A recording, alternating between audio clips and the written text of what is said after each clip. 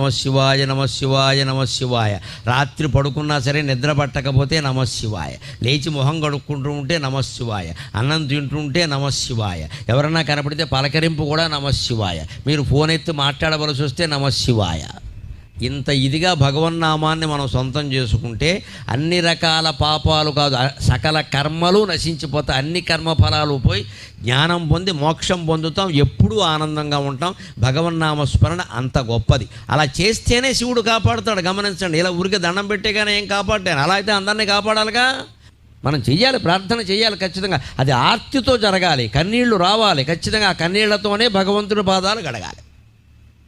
అందుకే రోజు ఇళ్లల్లో కూడా కులభేదం లేకుండా, స్త్రీ పురుష భేదం లేకుండా అందరూ దేవతార్చన చెయ్యండి.